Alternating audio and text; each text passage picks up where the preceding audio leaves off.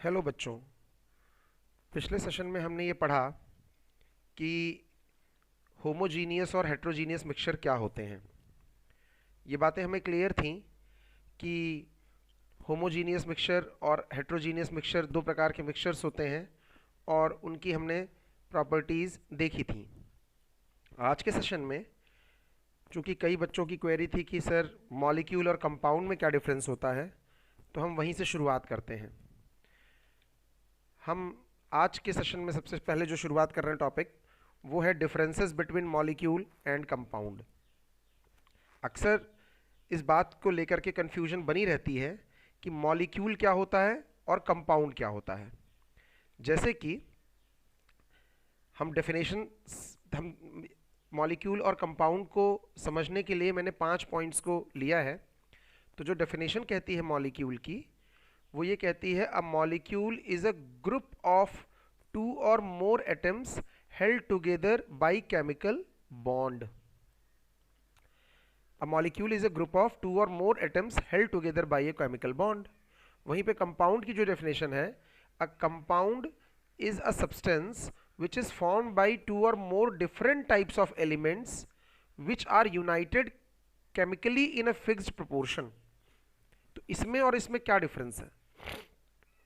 जैसे कि अगर हम O2 मॉलिक्यूल ले लें, ऑक्सीजन का मॉलिक्यूल ले लें, तो ऑक्सीजन के मॉलिक्यूल में ऑक्सीजन और ऑक्सीजन ये आपस में बॉन्डेड हैं, ठीक है। उसी तरह से अगर हम O3 का मॉलिक्यूल ले लें, ओजोन का, तो ओजोन का भी मॉलिक्यूल 3 ऑक्सीजन के मॉलिक्यूल आपस में बॉन्डेड हैं।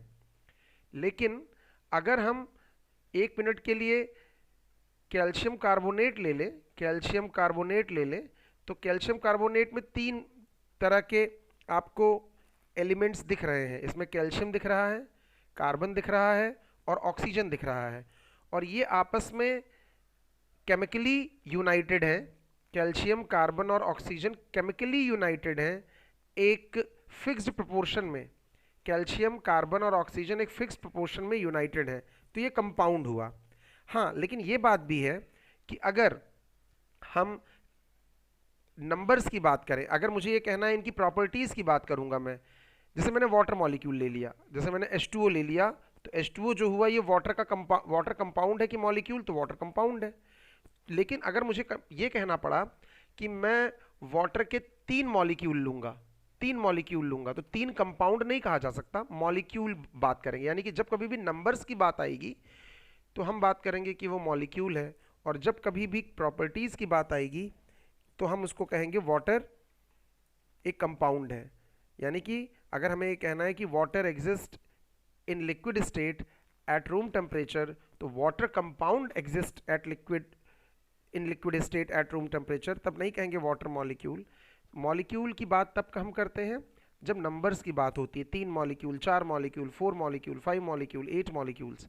वहीं पर अगर हमें कोई प्रॉपर्टी की बात करनी होती है, कि उसकी किसी प्रॉपर्टी का डिस्कशन करना होता है, तो हम कंपाउंड उसको कहते हैं। तो जो रिलेटेडनेस है दोनों में, कि सारे कंपाउंड तो मॉलिक्यूल हो सकते हैं, लेकिन all molecules are not compound. अब ये क्या वर्ड लिखा हुआ है? अगर मैंने अभी भी कहा कि ऑक्सीजन, यहाँ पे ये चीज़ समझ में आएगी कि मैंने अभी अभी एक लिया वर्ड ऑक्सीजन, ये आपने देखा यहाँ पे मैंने ऑक्सीजन लिया, ये ऑक्सीजन का मॉलिक्यूल है, ये O3 का मॉलिक्यूल है।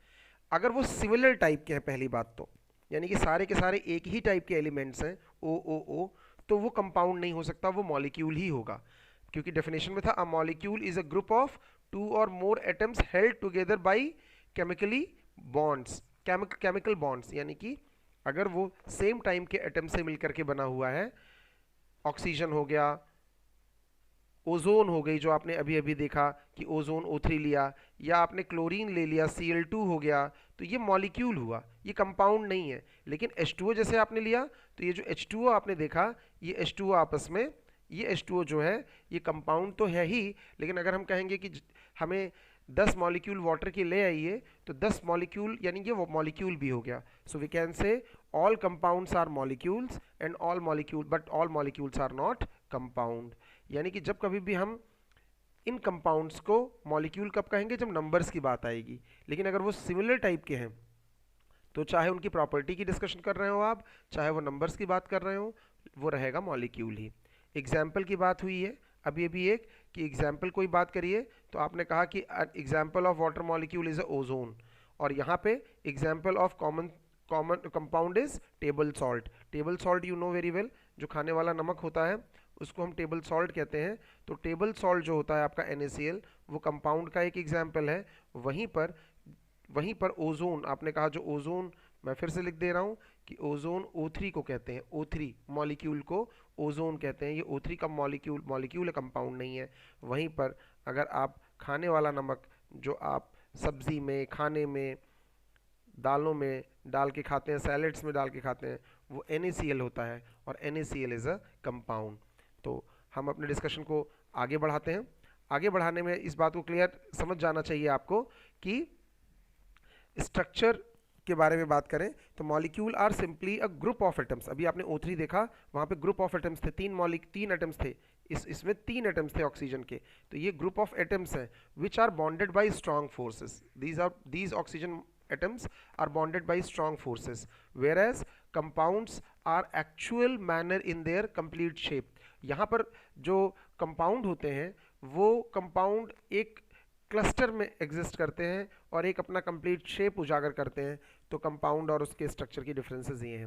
वहीं पे विजिबिलिटी की बात करें तो मॉलिक्यूल को नेकेड आई से देखा नहीं जा सकता है एटॉमिक लेवल पर, नहीं। अगर वो एटॉमिक लेवल पे बहुत एक सिंगल मॉलिक्यूल, 2 मॉलिक्यूल हैं तो उनको नहीं देखा जा सकता है नेकेड आई से, लेकिन कंपाउंड को नेकेड आई से, कुछ कंपाउंड ऐसे हैं जिनको उनको नेकेड आई से देखा जा सकता है।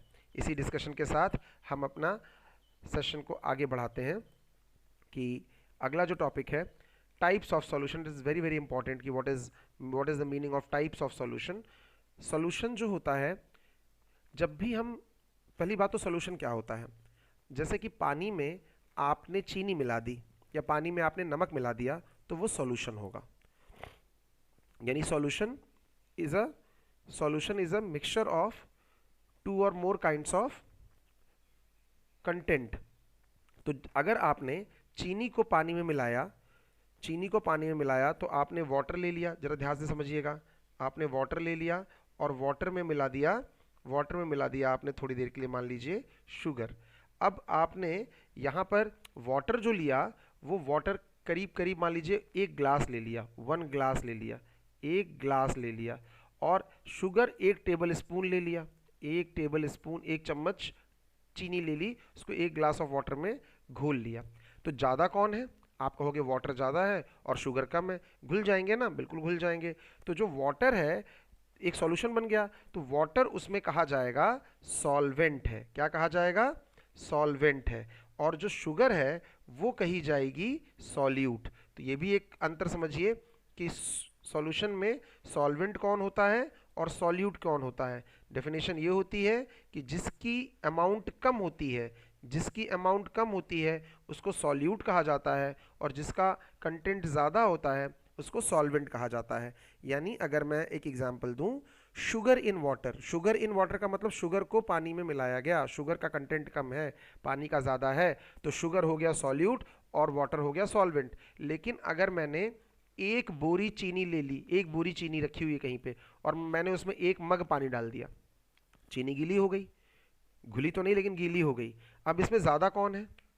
1 बोरी चीनी में 1 मग पानी मिला दिया तो ज़्यादा चीनी है और कम पानी है। तो अब की पानी सॉल्यूट हो गया और जो चीनी है वो सॉल्वेंट हो गई। तो सॉल्यूशन में ये जानने की ज़रूरत है कि कौन सॉल्यूट होता है और कौन सॉल्वेंट होता है। सॉल्यूट वो होता है, कई बच्चे कहते हैं जो घुल जाए वो सॉल्यूट होता है, और जो घोलने वाला होता है वो सॉल्वेंट होता है। नहीं, सॉल्वेंट जो ज़्यादा अमाउंट में प्रेजेंट होगा वो सॉल्वेंट होगा, और जो कम अमाउंट में प्रेजेंट होगा वो सॉल्यूट होगा। जैसे कि अगर हम चीनी की जगह नमक का पानी ले लें, नमक को घोल दें पानी में, तो नमक जो हो जाएगा वो हमारा सॉल्यूट हो जाएगा, और वाटर जो हो जाएगा वो हमारा सॉल्वेंट हो जाएगा। इसी डिस्कशन को आगे बढ़ाते हैं हम। टाइप्स ऑफ सॉल्यूशन, अभी सॉल्यूशन तो क्लियर हो गया कि क्या होता है, जब सॉल्यूट और सॉल्वेंट आपस में मिल करके जो कंटेंट बनाते हैं उसको सॉल्यूशन कहते हैं। Types of solution on the basis of size of solute in the solution. अब आपको पता है कि अगर आपने चीनी को पानी में मिलाया है तो वो घुल जाएगा, बिल्कुल एकदम दिखेगा नहीं। क्यों नहीं दिखेगा? क्योंकि उसके पार्टिकल्स बहुत छोटे छोटे हैं। लेकिन अगर आपने रेत को, सैंड को पानी में मिलाया तो घुलेगा तो नहीं, लेकिन एक सॉल्यूशन तो बन ही जाएगा। लेकिन यहाँ पे रेत के पार्टिकल्स उस वाटर, जो ग्लास ऑफ वाटर है, वहाँ पे विजिबल रहेंगे। क्यों रहेंगे विजिबल? क्योंकि उनकी साइज बड़ी है। तो साइज ऑफ सॉल्यूट की बेसिस पर सॉल्यूशन को कितने हिस्सों में बांटा जा सकता है, किसको हम बात कर रहे हैं? साइज ऑफ सॉल्यूट की बेसिस पर, सॉल्यूट पार्टिकल्स की साइज के बेसिस पर जो हमारा जो सॉल्यूशन होता है वो ट्रू सॉल्यूशन होता है, कोलॉइडल सॉल्यूशन होता है और सस्पेंशन होता है। अक्सर इन तीनों में डिफरेंस पूछा जाता है, बहुत ध्यान से सुनिएगा कि on the basis of size of solute solution can be divided into true solution, colloidal solution and suspension. तो ट्रू सॉल्यूशन क्या होता है? ट्रू सॉल्यूशन क्या चीज़ होती है, इस बात को जरा समझा जाए। ट्रू सॉल्यूशन की बात अगर हम करें तो अगर साइज ऑफ पार्टिकल, यहाँ पे देखिए, अगर जो size of solute particle 1 nanometre से छोटी हो, मैंने लिखा है 1 नैनोमीटर का मतलब होता है 10 to the power -9 metre. 1 nanometre is equal to 10 to the power -9 metre. अगर पार्टिकल का साइज 1 नैनोमीटर से छोटा है, लेस देन 1 नैनोमीटर है, आपने सॉल्यूशन बनाया और उसमें जो सॉल्यूट पार्टिकल का साइज है वो 1 नैनोमीटर से छोटा है, तो उसको ट्रू सॉल्यूशन कहेंगे। ट्रू सॉल्यूशन का एग्जांपल, वाटर में अगर शुगर मिला दी जाए, यानी sugar in water, salt in water, that is example of true solution. तो ट्रू सॉल्यूशन उसको हम कहेंगे। और भी इसकी प्रॉपर्टीज होती है, लेकिन ट्रू सॉल्यूशन की डेफिनेशन यहीं से कहेंगे कि true solution is that solution in which the size of solute is less than 1 nanometre, तो वो ट्रू सॉल्यूशन हो जाएगा। लेकिन वहीं पे अगर साइज 1 नैनोमीटर से बड़ी हुई और 100 नैनोमीटर से कम हुई, when the particle size is between, यानी solute particle size 1 nanometer to 100 nanometer, then they will be termed as colloidal solution। उनको colloidal solution कहा जाएगा।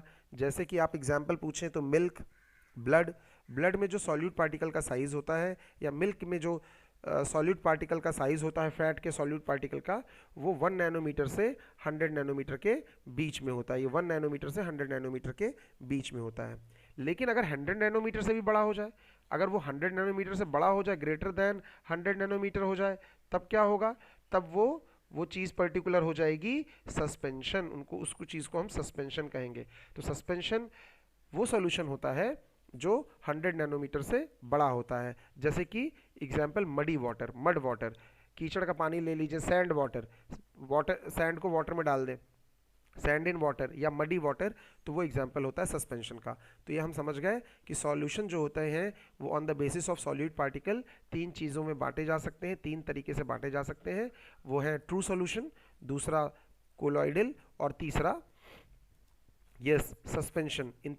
इन तीन चीज तरीकों से हम सॉल्यूशन को डिफाइन कर सकते हैं। तो अब हम बढ़ रहे हैं अपने अगले टॉपिक पर। यहाँ पे तो बात हो गई थी कि 1 nanometre 10 to the power -9 metre के बराबर होता है। अगला जो टॉपिक है, यही इसी की प्रॉपर्टी हम पढ़ेंगे, ट्रू सॉल्यूशन की, कोलॉइडल सॉल्यूशन की और सस्पेंशन की। तो true solution is a homogeneous mixture. अगर आपने चीनी और पानी को मिला दिया तो पूरा एकदम एक जैसा दिखेगा ना पूरे ग्लास में। ऐसा तो नहीं कहीं कहीं गाढ़ा दिखेगा और कहीं कम गाढ़ा दिखेगा, नहीं, एक जैसा दिखेगा, होमोजीनियस दिखेगा। तो वही बोल रहे हैं, a true solution is a homogeneous mixture of 2 और मोर सब्सटेंस। आप मन में रखिए, ट्रू सॉल्यूशन पढ़ते हुए, वाटर में शुगर मिला दिया है, ट्रू सॉल्यूशन है, वाटर में सॉल्ट मिला दिया है, ट्रू सॉल्यूशन है। तो a solution has a solvent and a solute as its component. बिल्कुल, अगर सॉल्यूशन होगा तो उसमें सॉल्यूट और सॉल्वेंट तो होगा।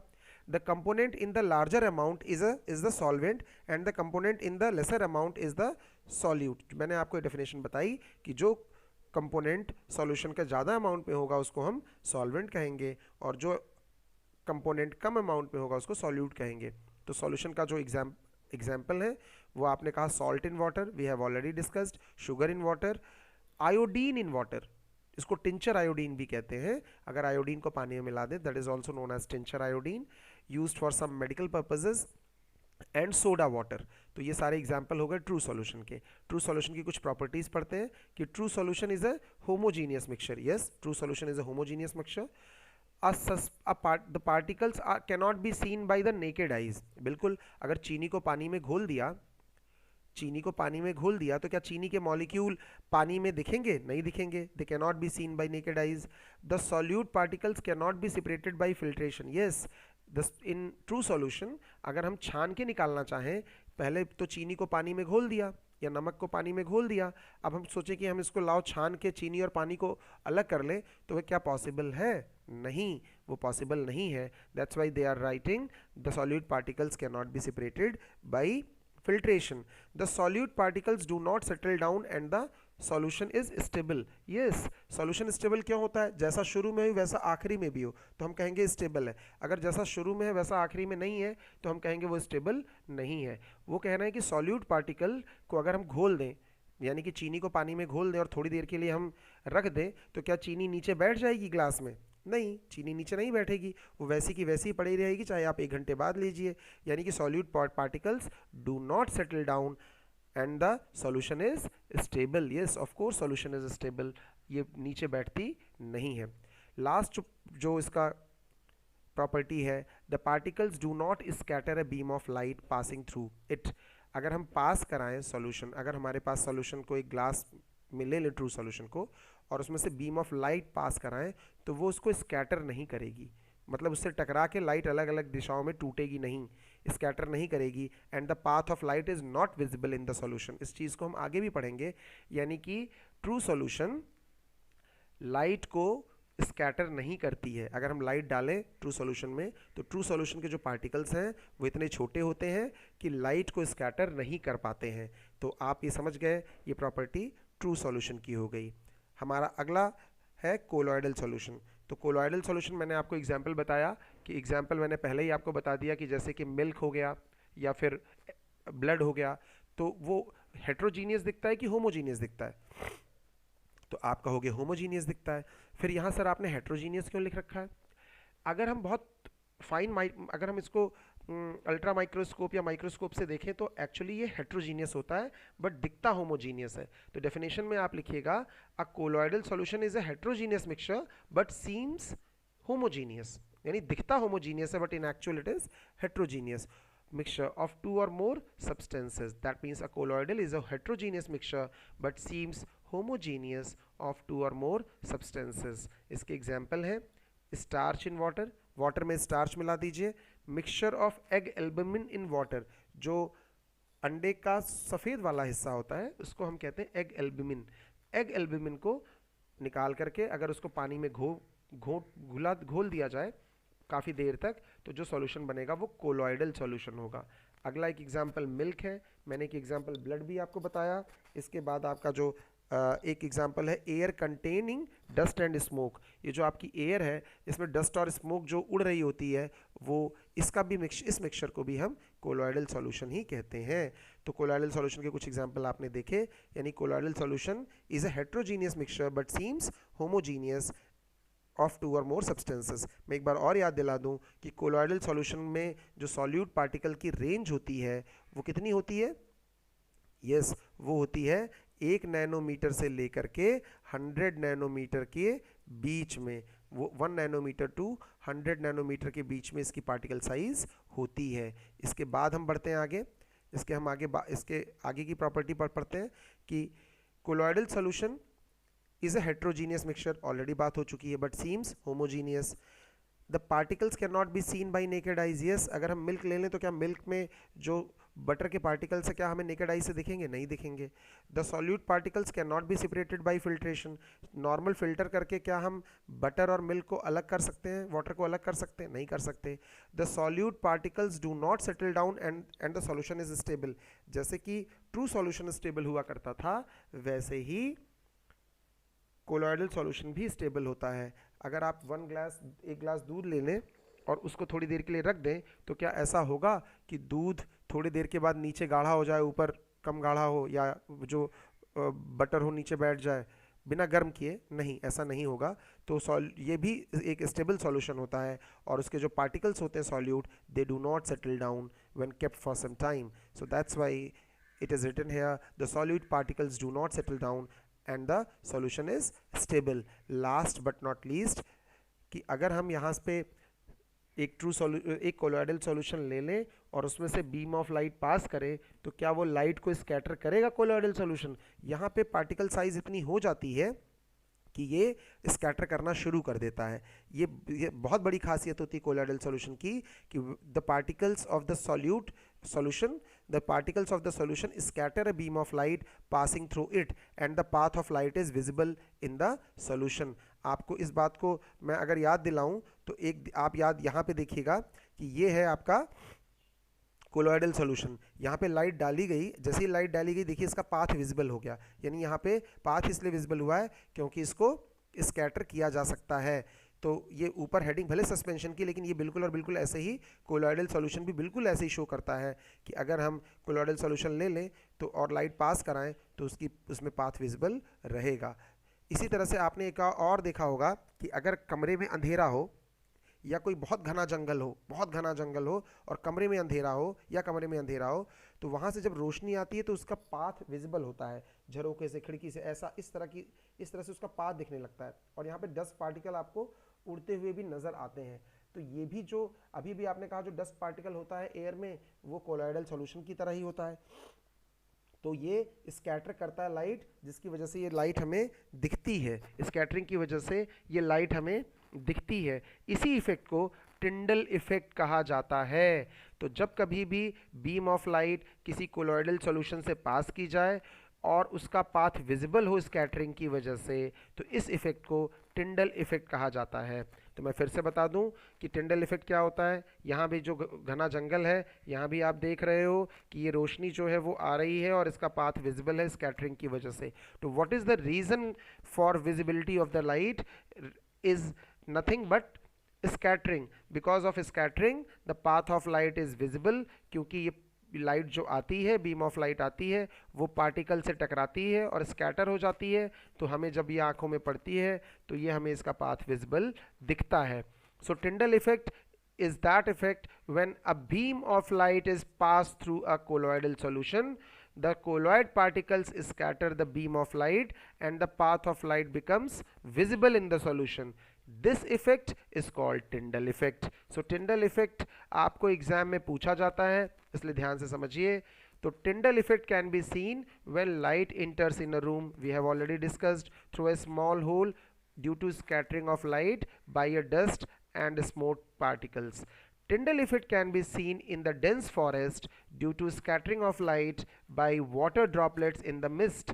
आप यहाँ पर क्यों दिख रहे हैं? क्योंकि यहाँ पर डेंस फॉरेस्ट में, एटमॉस्फेयर में डस्ट पार्टिकल तो है ही है, वाटर मॉलिक्यूल्स भी हैं।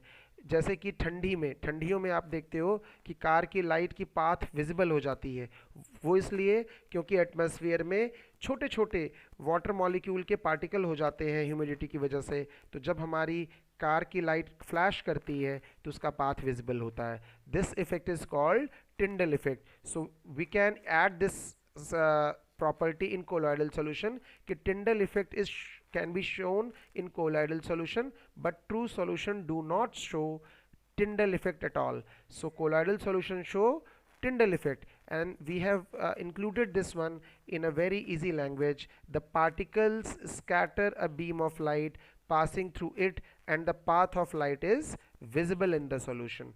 So moving to the next part, suspension. Yes, suspension we have taken, and we told you, we have discussed already कि when the size of solute particle is greater than 100 nanometer, अगर size of solute particle की 100 nanometre से बड़ी होगी तो उसको हम suspension कहेंगे। सस्पेंशन का एग्जाम्पल मैंने कहा था sand in water, muddy water, या चॉक पाउडर को पानी में घोल दें। सैंड इन वाटर या चॉक पाउडर को पानी में घोल दें तो वो सस्पेंशन कहा जाएगा। सो सस्पेंशन तो क्लियर है कि वो होमोजीनियस नहीं होता है बिल्कुल, उसमें जो सैंड होगा वो अलग दिखाई देगा और वाटर का लेयर अलग दिखाई देगा। तो suspension is a heterogeneous mixture of two or more substances. So without any doubt suspension is a heterogeneous mixture. जरा मैं याद दिला दूं कोलॉइडल क्या था। कोलॉइडल भी हेट्रोजीनियस था लेकिन दिखता होमोजीनियस है। ये हेट्रोजीनियस होता भी है, दिखता भी हेट्रोजीनियस है। Let us discuss its properties one by one. Suspension is a homogeneous mixture, it is already discussed. It can be seen by naked eyes. इसके जो पार्टिकल्स हैं, अगर आप सैंड को वाटर में मिला दो तो सैंड के पार्टिकल्स नेकेड आई से देखे जा सकते हैं. The solute particles can be separated by filtration. आपने देखा कि ट्रू सॉल्यूशन में सॉल्यूट पार्टिकल और कोलॉइडल सॉल्यूशन में सॉल्यूट पार्टिकल फिल्ट्रेशन से सेपरेट नहीं किए जा सकते थे, लेकिन यहाँ पर जो सस्पेंशन है वहाँ पे आपने एग्जाम्पल लिया सैंड इन वाटर, इसको आप फिल्ट्रेशन से अलग कर सकते हो. इसी तरह से अगर मैं थोड़ी देर के लिए सैंड को पानी में घोल के और रख दूं तो वो सेटल हो जाएगा ना. So the solute particles settle down, that's why the solution is unstable. अब तक आपने देखा कि कोलॉइडल सॉल्यूशन और ट्रू सॉल्यूशन स्टेबल हुआ करते थे, लेकिन यहाँ पर सॉल्यूशन जो सस्पेंशन फॉर्म में होता है that is nothing but that is unstable. इसके बाद लास्ट, क्या सस्पेंशन टिंडल इफेक्ट शो करेगा? टिंडल इफेक्ट क्या होता है? वही जब हम लाइट को, बीम ऑफ लाइट को इस सॉल्यूशन से पास करें और उसका पाथ विजिबल हो स्कैटरिंग की वजह से, तो क्या वो पाथ दिखेगा? तो आपने कहा कि yes, the particles scatter a beam of light passing through the path of light is visible in the solution. लेकिन हमेशा नहीं, ये भी ध्यान दीजिएगा, ये कभी कभी ही शो करता है. So I am writing sometimes. अगर साइज ऑफ पार्टिकल बहुत बड़ी हो जाएगी तो it will not show Tyndall effect. तो sometimes it show what? Tyndall effect. कौन? सस्पेंशन. लेकिन कोलॉइडल सॉल्यूशन हमेशा और हमेशा ही टिंडल इफेक्ट को शो करेगा. तो आपने कहा कि सस्पेंशन की फिल्ट्रेशन से सस्पेंशन को अलग किया जा सकता है. ये आपका मिक्सचर है, आप फिल्टर पेपर ले लीजिए, आप इसको डिकेंटेशन से इसमें डालिए, नीचे फिल्ट्रेट आ जाएगा, ऊपर आपका रेसिड्यू आ जाएगा, यानी इसको फिल्ट्रेशन से अलग किया जा सकता है. आपने बीकर में सैंड को पानी में घोल दिया, थोड़ी देर के लिए रख दिया, आप थोड़े टाइम वेट कर लीजिए तो सैंड नीचे बैठ जाएगा, यानी सॉल्यूशन जो है वो अनस्टेबल है. दूसरा मैंने कहा कि अगर बीम ऑफ लाइट इससे भेजी जाए सस्पेंशन से तो लाइट का जो पाथ है वो विजिबल होगा स्कैटरिंग की वजह से. That's why Tyndall effect is shown by suspension. So suspension part is also clear to all of you. तो टिंडल इफेक्ट मैं ऑलरेडी डिस्कस कर चुका हूँ जब मैं कोलॉइडल पढ़ा रहा था. ये पूरी स्लाइड ऑलरेडी डिस्कस हो चुकी है, उसी को मैं थोड़ा सा बड़ा करके दिखा रहा हूँ कि टेस्ट ट्यूब में ये आपका कोलॉइडल सॉल्यूशन या सस्पेंशन है. अन्य लाइट इस एक डिवाइस से लाइट पास कराई तो उसका देखिए पाथ विजिबल हो गया. पहले में क्यों नहीं विजिबल है? पहला जो है वो ट्रू सॉल्यूशन है तो वहाँ पाथ विजिबल नहीं है. ये हमारा कोलॉइडल सॉल्यूशन है या सस्पेंशन है, यहाँ पाथ विजिबल है. यहाँ पे भी आप देख रहे हो पाथ विजिबल है लाइट का, और ये झरोखे से लाइट आ रही है तो डस्ट पार्टिकल उस लाइट को स्कैटर कर दे रहे हैं, इसीलिए इसका पाथ भी विजिबल है. और ये डेंस फॉरेस्ट है, यहाँ भी लाइट का पाथ विजिबल है क्योंकि यहाँ डस्ट और वाटर मॉलिक्यूल्स के छोटे छोटे पार्टिकल्स एयर में मौजूद हैं. So I think Tyndall effect is clear to all of you. अगर हम कंपेयर करें सॉल्यूशन को, कोलॉइडल सॉल्यूशन को और सस्पेंशन को एक बार और, तो सॉल्यूशन, कोलॉइडल सॉल्यूशन और सस्पेंशन मैंने ले लिया. ये सॉल्यूशन ना कहिए बल्कि ट्रू सॉल्यूशन कहिए, सॉल्यूशन नहीं ट्रू सॉल्यूशन. सॉल्यूशन तो तीनों ही है, ये ट्रू सॉल्यूशन भी सॉल्यूशन है, कोलॉइड भी सॉल्यूशन है और सस्पेंशन भी सॉल्यूशन है. लेकिन इनके डिफरेंसेस, जो सॉल्यूशन होता है उसमें साइज ऑफ जो पार्टिकल होती है वो 1 नैनोमीटर से कम होती है, लेकिन कोलॉइड में वही size of particle 1 nanometre to 100 nanometre होती है और सस्पेंशन में वो 100 नैनोमीटर से ज़्यादा होती है. ये यहाँ पे जो भी पढ़ेंगे ऑलरेडी हम पढ़ चुके हैं. ये एक तरह का यहाँ इस स्लाइड में एक साथ हम सस्पेंशन, कोलॉइडल सॉल्यूशन और ट्रू सॉल्यूशन को कंपेयर कर सकते हैं. इसका अपीयरेंस कैसा होता है? ट्रू सॉल्यूशन का एग्जाम्पल आप याद करो तो चीनी को आपने पानी में मिलाया था तो वो क्लियर दिखता है एकदम, इसका जो अपीयरेंस होता है वो क्लियर होता है और होमोजीनियस होता है. कोलॉइडल सॉल्यूशन का एग्जांपल मैंने मिल्क बताया था कि ये होमोजीनियस दिखता है, सीम्स होमोजीनियस, लेकिन होता ये हेट्रोजीनियस है. वहीं पर सस्पेंशन पूरा का पूरा हेट्रोजीनियस ही होता है. सेपरेशन करें अगर हम तो क्या ट्रू सॉल्यूशन में सॉल्यूट को सेपरेट किया जा सकता है फिल्ट्रेशन से, या सेपरेट पॉसिबल है? नहीं, ये पॉसिबल नहीं है. कोलॉइड सॉल्यूशन में भी सेपरेट नहीं होता है नॉर्मल मेथड से. वैसे अगर हम अलग करना चाहें बहुत सारी ऐसी टेक्निक्स हैं, लेकिन नॉर्मल तरीके से इनका सेपरेशन पॉसिबल नहीं है। लेकिन वहीं पर सस्पेंशन में ये सेटल हो जाते हैं तो इसका सेपरेशन भी आसान है। थोड़ी देर के लिए हम वेट कर लें, जो पार्टिकल्स हैं वो सेटल हो जाएं और हम लिक्विड को डिकैंट कर लें, धीरे धीरे उड़ेल लें, तो वो सेपरेट हो जाएगा। वहीं पर हम बात करें फिल्टरेबिलिटी की, क्या ट्रू सॉल्यूशन को, चीनी के पानी को फिल्टर करके अलग किया जा सकता है? नहीं, ये फिल्टर करके अलग नहीं किया जा सकता है, तो ये पास हो जाएगा फिल्टर पेपर से, फिल्टर नहीं हो पाएगा। वहीं कोलॉइडल सॉल्यूशन को भी अगर हम फिल्टर पेपर से पास करें और सेपरेट करने की कोशिश करें तो ये पार्टिकल्स जो होंगे वो पास कर जाएंगे और फिल्टर नहीं होंगे। लेकिन सस्पेंशन में पार्टिकल्स फिल्टर पेपर से पास नहीं हो पाएंगे और फिल्ट्रेशन हो जाएगी। ये ऑलरेडी हम पढ़ चुके हैं। इफेक्ट ऑफ बीम, आपने कहा ट्रू सॉल्यूशन क्या नहीं देगा? टिंडल इफेक्ट नहीं देगा। कोलॉइडल सॉल्यूशन टिंडल इफेक्ट देगा, और सस्पेंशन भी दे भी सकता है, नहीं भी दे सकता है, दे भी सकता है और नहीं भी दे सकता है, दोनों कहानियां हो सकती हैं।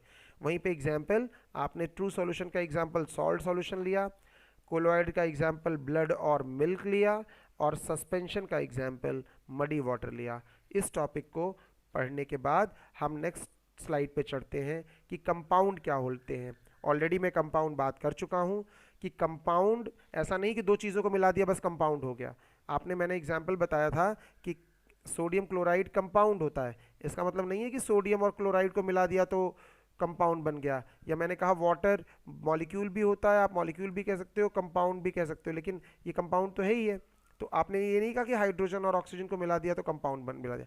ये एक पर्टिकुलर रेशियो में केमिकली मिलते हैं। when two or more elements chemically combine together in a fixed ratio, यहाँ पे NaCl 1:1 में है, यहाँ पे हाइड्रोजन और ऑक्सीजन 2:1 में आपस में मिला हुआ है। तो यहाँ पर जब ये एक फिक्स्ड रेशियो में मिलते हैं तो उनको हम कंपाउंड कहते हैं। Example, water, carbon dioxide, sugar, salt, iron sulphide, और भी बहुत सारे हैं, कैल्शियम कार्बोनेट, बहुत सारे हैं। तो ये कंपाउंड कहे जाएंगे when two or more elements chemically combine together in a fixed ratio। इसमें हम एक बार डेफिनेशन पढ़ लेते हैं या डिफरेंस पढ़ लेते हैं मिक्सचर और कंपाउंड की, और समझने की कोशिश करते हैं कि मिक्सचर और कंपाउंड में क्या डिफरेंसेस हैं। मिक्सचर में कोई भी दो चीज़ मिला दी आपने, आटे में कीली मिला दीजिए, आटे में नमक मिला दीजिए, आटे में चीनी मिला दीजिए, या चीनी में नमक मिला दीजिए, या सैंड में आप कुछ कंक्रीट मिला दीजिए, कुछ भी मिला दीजिए, कुछ भी दो चीज़ें मिला दीजिए तो वो मिक्सचर है। सो mixture is a to or more element और कंपाउंड मिक्स टुगेदर, आपस में मिक्स कर दिया, बस वो मिक्सचर हो गया। लेकिन कंपाउंड क्या है? When to or more elements chemically combine together in a fixed ratio, आगे होना चाहिए था यहाँ पे जो ऊपर की डेफिनेशन में है, इन अ फिक्स्ड रेशियो। यहाँ पे लिखा है जो कंपोजिशन होता है उसमें किसी तरह का कोई रेशियो नहीं होता, वो किसी भी रेशियो में मिला दिए जाए, लेकिन यहाँ पर कंपाउंड में फिक्स्ड रेशियो होता है। यहाँ it shows the properties of component. अगर मैंने चीनी और नमक का मिक्स कर दिया आपस में तो वो चीनी की भी प्रॉपर्टी देगा हल्की हल्की, और नमक की भी प्रॉपर्टी देगा, यानी उसमें जो भी कंपोनेंट्स हैं वो अपनी प्रॉपर्टी रिफ्लेक्ट करेंगे। लेकिन कंपाउंड में अगर वाटर है, मान लीजिए कंपाउंड का एक एग्जांपल मैंने वाटर ले लिया, तो आप इंडिविजुअल अगर प्रॉपर्टी देखने गए तो वो हाइड्रोजन की प्रॉपर्टी नहीं देगा, ऑक्सीजन की प्रॉपर्टी नहीं देगा, तो इसकी प्रॉपर्टी जो वाटर की होगी वो हाइड्रोजन और ऑक्सीजन से एकदम अलग होगी। एक एग्जाम्पल समझाता हूँ, जैसे hydrogen is highly inflammable. Hydrogen अगर गैस देखी जाए तो जरा सी आग मिले तो पूरी भड़क जाए, एकदम आग लग जाती है। And oxygen is a supporter of burning. उसके बावजूद भी पानी में आग नहीं लगती, यानी पानी से तो आग बुझती है, तो इसकी प्रॉपर्टी एकदम हाइड्रोजन और ऑक्सीजन से अलग हो गई कि नहीं? जो वाटर मॉलिक्यूल है, जो कंपाउंड है, वो हाइड्रोजन और ऑक्सीजन से बना है। Hydrogen is highly inflammable, oxygen is a supporter of burning. लेकिन जब ये दोनों एक फिक्स रेशियो में मिलकर के कंपाउंड नया वाटर बना गए तो इनकी प्रॉपर्टी बिल्कुल अपने कंपोनेंट से अलग हो गई। यहाँ पे हाइड्रोजन और ऑक्सीजन अपनी प्रॉपर्टी रिफ्लेक्ट नहीं कर रहे हैं। सो यहाँ पे यही लिखा हुआ है कि मिक्सचर में कंपोनेंट्स अपनी प्रॉपर्टी रिफ्लेक्ट करते हैं, शो करते हैं, लेकिन कंपाउंड्स में जो एलिमेंट्स होते हैं वो अपनी प्रॉपर्टी नहीं शो करते हैं, ये कुछ अलग ही प्रॉपर्टी शो करता है। Last difference, the components can be separated by physical methods. अगर मैंने कीली को चावल में मिला दिया तो क्या मैं बीन बीन करके या मैग्नेटिक सेपरेशन से कीली को चावल से अलग कर सकता हूँ? बिल्कुल कर सकता हूँ। तो फिजिकल मेथड से मिक्सचर्स को सेपरेट किया जा सकता है, लेकिन कंपाउंड में अगर हम फिजिकल मेथड अप्लाई करें कि हाइड्रोजन और ऑक्सीजन को अलग करें तो ये मुमकिन नहीं है। यहाँ पे ये they cannot be separated by chemical physical method, they can only be separated by chemical method. So that is all about this chapter. Remaining portion of this chapter has been deleted by CBSE due to COVID pandemic. So I hope you will go through the video, and thanks for watching video and being with me. Have a nice day. Good day.